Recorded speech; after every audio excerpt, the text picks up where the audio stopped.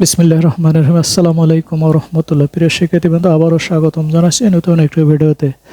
আজকে আমরা বিস্তারিত শিখব প্রাথমিক সহকারী শিক্ষক নিয়োগ পরীক্ষা 2008-এর মেঘনার গণিত অংশ।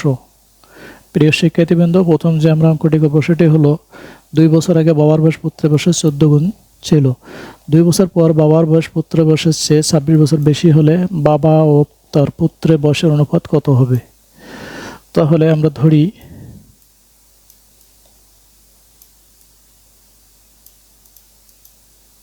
পুত্রের বয়স x বছর, পুত্রের বয়স x বছর।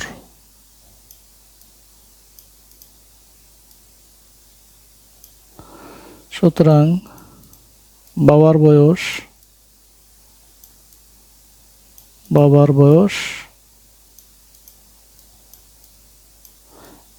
x প্লাস হলো 26, যেহেতু পুত্রের চেয়ে বাবার বয়স 26 বছর বেশি। এখন 2 বছর আগে বাবার বয়স পুত্রের বয়সে 14 গুণ ছিল, তাহলে 2 বছর আগে পুত্রের বয়স 2 বছর আগে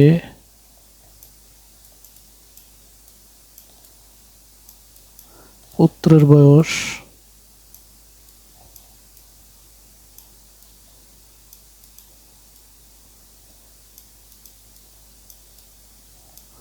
তাহলে x বিয়োগ 2, যেহেতু আগের বয়স সেহেতু 2 বিয়োগ করতে হবে। সুতরাং 2 বছর আগে বাবার বয়স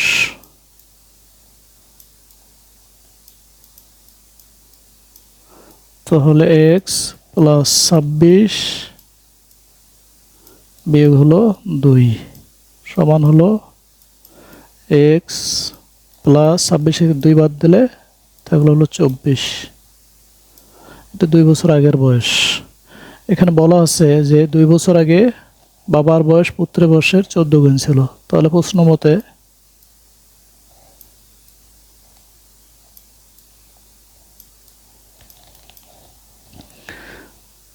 পুত্রের বয়স 2 বছর আগে হলো x বিয়োগ 2, তাহলে x বিয়োগ হলো 2 সমান হলো পিতার বয়স হলো x প্লাস 24। কিন্তু এখানে বলা হয়েছে যে পিতার বয়স পুত্রের বয়সের 14 গুণ, তাহলে এটার সাথে আমরা যদি 14 গুণ করি তাহলে দুই পক্ষ সমান হয়। বা তাহলে 14 দিয়ে গুণ করি 14x বিয়োগ হলো 14 দুগুণে 28 সমান x প্লাস 24।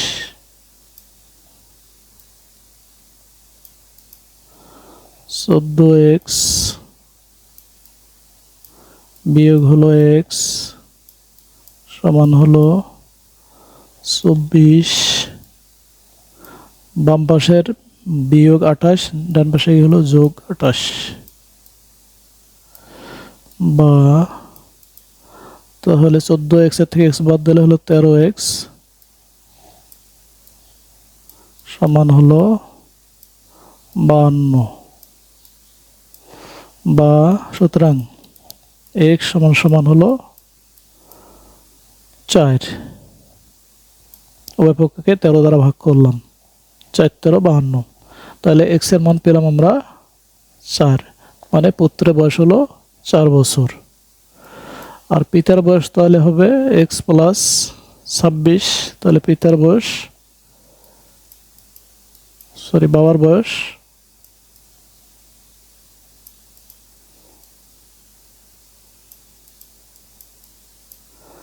তাহলে 26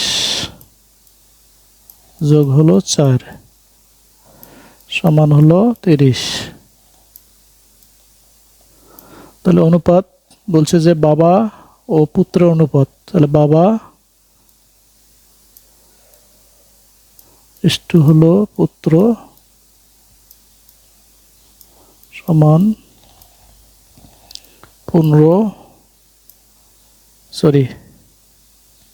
30 হবে। 30 হলো 4, দুটাকে 2 দিয়ে ভাগ করি, তাহলে 15 হলো 2। তাহলে সঠিক উত্তর হলো ক, 15:2।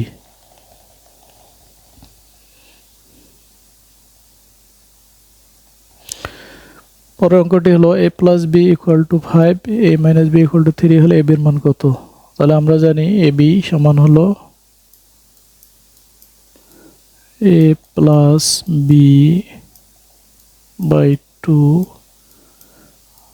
Whole square minus a minus B by 2 whole square সমান, মান বসাই, a প্লাস বি এর মান হলো 5, নিচে হলো 2 square minus 3, a minus B এর মান 3, নিচে হলো 2 তারপরে স্কোয়ার সমান, তাহলে এখানে হলো লসাগু হলো 4, কারণ 2 এর পরে স্কোয়ার, 2 এর পরে স্কোয়ার, লসাগু 4, এখানে 5 5 25 বিয়োগ হলো 3 3 9 সমান হলো, উপরে হলো 25 থেকে 9 বাদ দিলে থাকে হলো 16, আর নিচে হলো 4, কাটাকাটি যদি করি 4 4 16, তাহলে সঠিক উত্তর দাঁড়ালো হলো 4 গ।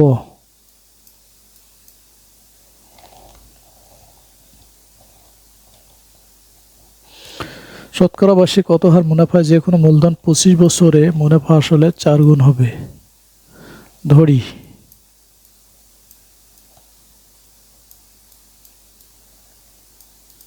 ধরি আসল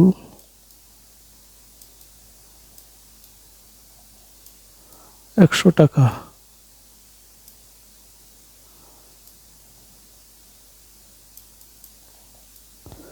100 টাকা, তাহলে মুনাফা আসলে 4 গুণ, তাহলে মুনাফা আসল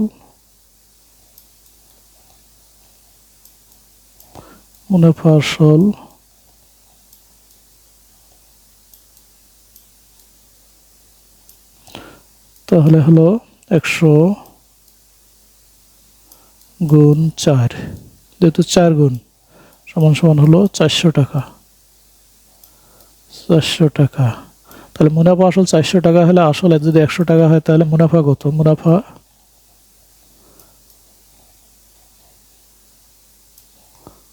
মুনাফা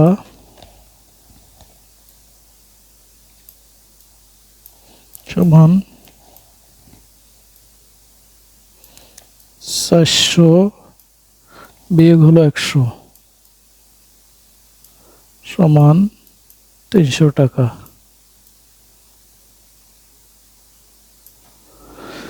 তাহলে আমরা জানি মুনাফা সমান, আমরা সূত্র জানি, মুনাফা সমান আসল গুণ সময় গুণ হলো হার। তাহলে মুনাফা হলো এখানে 300 টাকা সমান আসল হলো 100 টাকা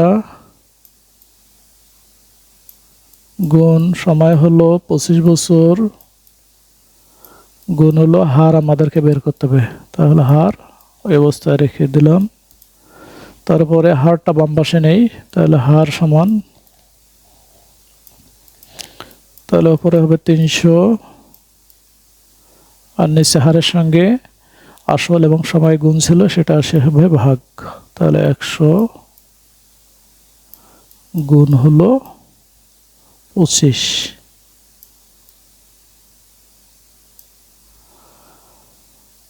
তাহলে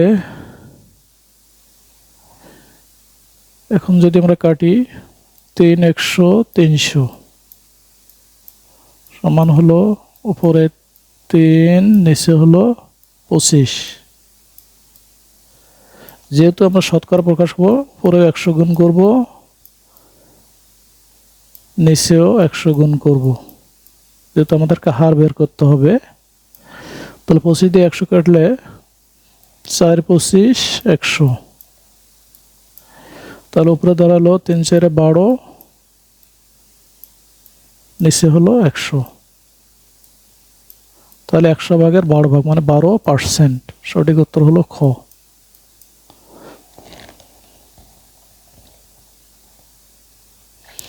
নিচের ভগ্নাংশগুলোর মধ্যে কোনটি বৃহত্তম? আমরা জানি সাধারণ ভগ্নাংশের ক্ষেত্রে সবচেয়ে বড় বা সবচেয়ে ছোট নির্ণয় করতে প্রতি ভগ্নাংশের সাথে সমহর গুণ করতে হয়। তাহলে এখানে হর 5, 10, 12 এবং 15 লসাগু হলো 60।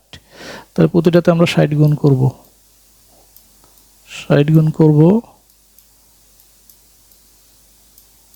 60 গুণ করব, 60 গুণ করব, 60 গুণ করব। এখন যদি আমরা কাটাকাটি করি, 5 12 60, 6 10 60, 5 12 60, 4 15 60, আমাদের সবগুলোর হর হলো 60। তাহলে এখানে 3 12 36, এখানে 6 7 42, এখানে 5 7 35,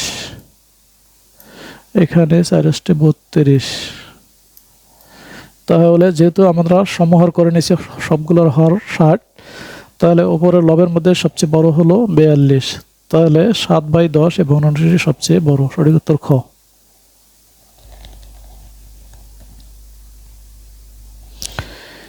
একটি রম্বস আঁকতে গেলে কমপক্ষে কোন উপাত্তগুলো প্রয়োজন?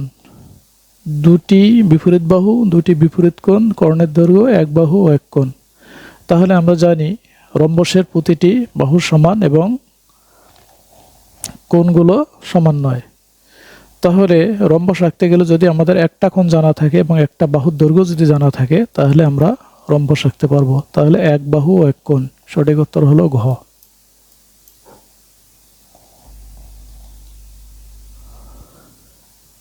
দশমিক 2 গুণ 0.03 গুণ 0.004 ভাগ হলো 0.3 গুণ 0.04 ভাগ হলো গুণ হলো 0.005, এর মান কত?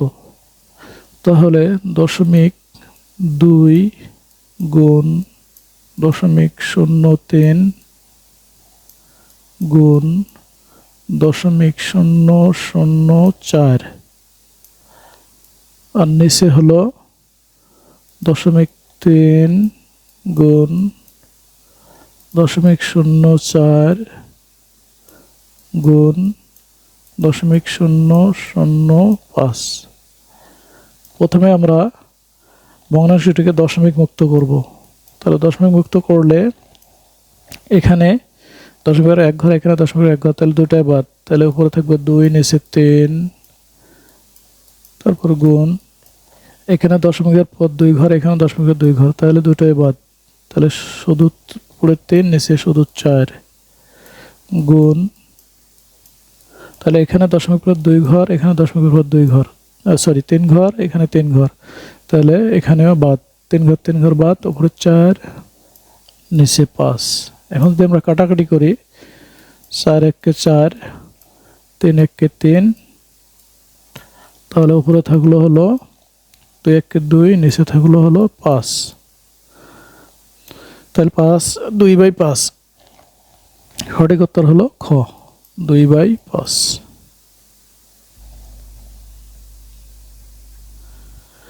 রেললাইনের পাশে একটি তালগাছ আছে। ঘন্টায় 45 কিলোমিটার বেগে ধাবমান 150 মিটার লম্বা একটি ট্রেন কত সময়ে তালগাছটি অতিক্রম করবে? তাহলে এখানে 150 মিটার আছে, তাহলে 45 কিলোমিটারকে মিটার করে নিতে হবে। আর ঘন্টা আছে এখানে, যেহেতু সেকেন্ডের ব্যাপার, এই ঘন্টাকে আমরা সেকেন্ড করে নেব। তাহলে 1 ঘন্টা সমান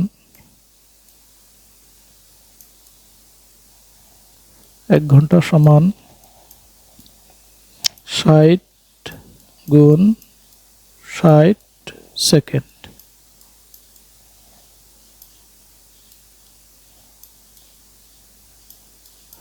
এবং 45 কিলোমিটার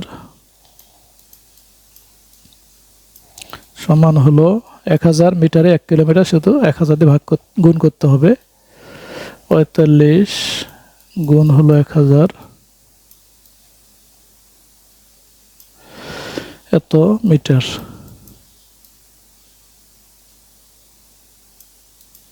এখন তাহলে এত মিটার অতিক্রম করে এত সেকেন্ডে, তাহলে 45 গুণ 1000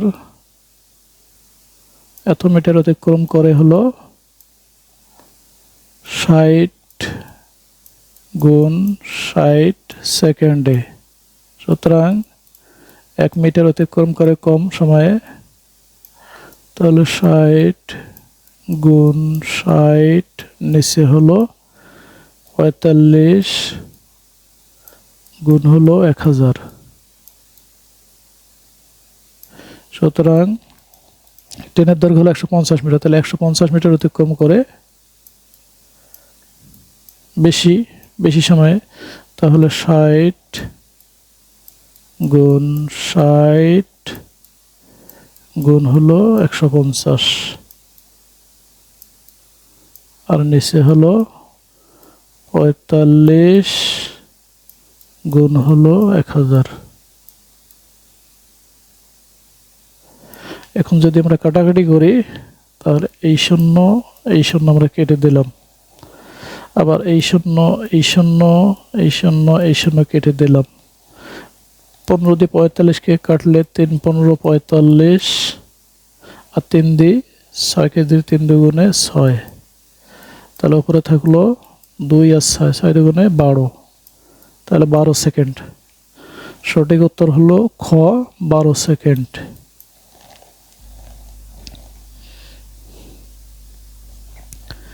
মুনাফার হার 6% থেকে কমে 4% হয়, এক ব্যক্তির বাৎসরিক আয় 20 টাকা কমে গেল, আসলের পরিমাণ কত?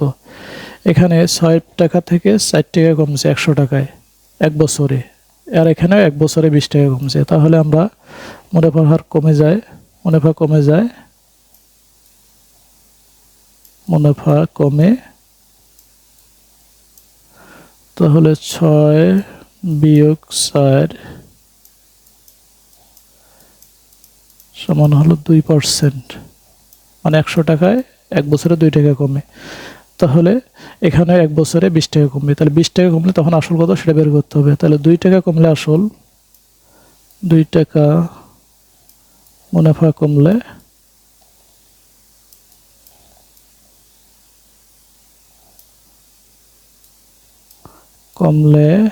আসল 100 টাকা। সুতরাং 1 টাকা মুনাফা কমলে আসল কমালে ভাগ হবে, উপরে 100 নিচে হলো 2। সুতরাং এখানে মুনাফা কমে 20 টাকা, তাহলে 20 টাকা মুনাফা কমলে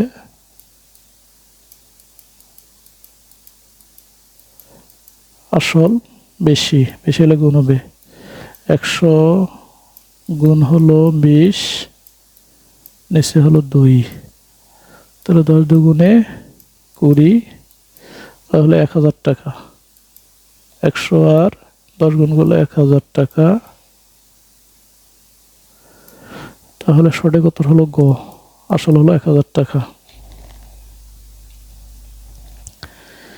পিতা ও 3 পুত্রের বয়স অপেক্ষা মাতা ও 3 পুত্রের বয়সের গড় 3 ভাই 2 বছর কম। মাতার বয়স 30 বছর হলে পিতার বয়স কত? তাহলে পিতা ও 3 পুত্র মোট হলো 4 জন, তাহলে 4 জনের কত কম? 4 জনের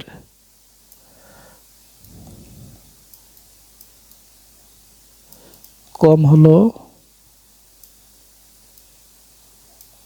সমান 3/2 গুণ 4, তাহলে 2 দুগুণে 4, 3 দুগুণে 6 বছর, 6 বছর কম। পিতা ও 3 পুত্রের বয়স অপেক্ষা মাতা ও 3 পুত্রের বয়স, তাহলে মাতা ও 3 পুত্রের বয়স এত কম, মানে 6 বছর কম। তাহলে এখানে মাতার বয়স 30 বছর আছে, তাহলে পিতার বয়স কত? তাহলে পিতার বয়স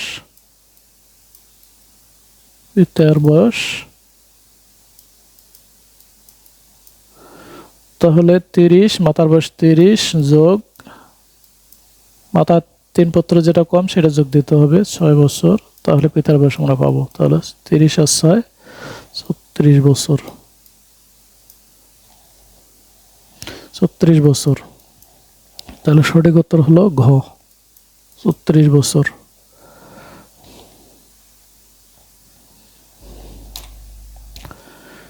পি এর মান কত হলে 4x² - px + 9 একটি পূর্ণবর্গ হবে? তাহলে 4x² - px + 9 সমান সমান, এখানে 4x² ভাঙলে 2x, তারপরে স্কোয়ার মাইনাস, আর এখানে 9কে যদি ভাঙাই 3r/4²। তাহলে আমরা a পেলাম, b পেলাম। তাহলে সূত্রে 2 নেই, 2 × a মানে হলো 2x, আর b মানে হলো 3। তাহলে স্কোয়ার মাইনাস 2ab + b² সমান হলো a - b হোল স্কোয়ার, মানে 2x - 3 হোল স্কোয়ার, মানে এটি পূর্ণবর্গ সংখ্যা হলো। কিন্তু এখানে বলছে যে পি এর মান কত হলে, এখানে এক্স ঠিকই রয়েছে আমাদের, আর পি তার সঙ্গে পি কত গুণ, পি মানে কত গুণ, তাহলে 2 × 2 = 4, 3 × 4 = 12, তাহলে এক্স এর সাথে 12 গুণ অবস্থায় আছে, তাহলে পি এর মান হতে হবে 12। তাহলে সঠিক উত্তর হলো 12। পি এর মান যদি 12 হয় তাহলে এটি একটি পূর্ণবর্গ হয়।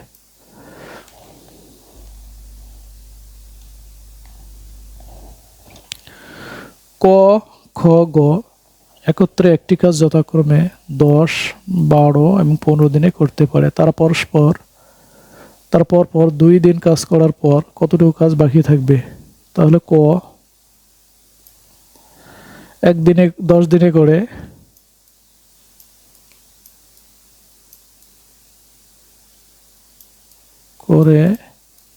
একটি কাজ, সুতরাং ক একদিনে করে 1/10 কাজ। একইভাবে খ একদিনে করে 1/12, গ একদিনে করে 1/15।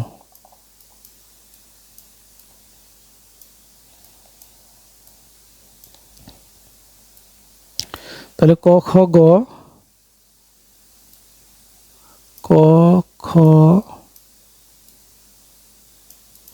গ একত্রে একদিনে করে, তাহলে তিনজনেরটা যোগ করি, দিনে করে, তাহলে 1/10 যোগ 1/12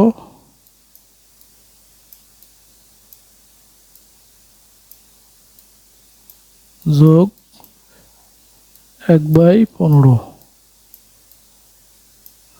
লসাগু হলো 60 লসাগু। তাহলে 6 যোগ 5 যোগ 4 সমান, উপরে 15 নিচে হলো 60। তাহলে একদিনে করে এটি তাহলে 2 দিনে করে, তাহলে ক, খ, গ 2 দিনে করে, বেশি করবে, বেশি হলে গুণ হবে, গুণ হলে 15 গুণ হলো 2, নিচে হলো 60। এখন যদি আমরা কাটাকাটি করি, 4 15 60, 2 দিয়ে 4 কে কাটি, 2 দুগুণে 4 আর 2 1 কে 2, তাহলে সমান সমান 1/2 অংশ, মানে হাফ অংশ। তাহলে ক খ গ 2 দিন কাজ করলে হাফ অংশ কাজ করবে। তাহলে বাকি থাকবে কত? তাহলে বাকি থাকবে বাকি 1 বিয়োগ হাফ, তাহলে সমান সমান হাফ অংশ বাকি থাকবে। 1 থেকে হাফ বাদ দিলে হাফ, তাহলে সঠিক উত্তর হলো গ, হাফ অংশ। প্রিয় শিক্ষার্থীবৃন্দ, ভিডিওটি এ পর্যন্ত। ভিডিওটি ভালো লাগলে please don't forget to like, share and comment. দেখা হবে তোমাদের সাথে পরবর্তী ভিডিওতে। সেনাগত আল্লাহ হাফেজ।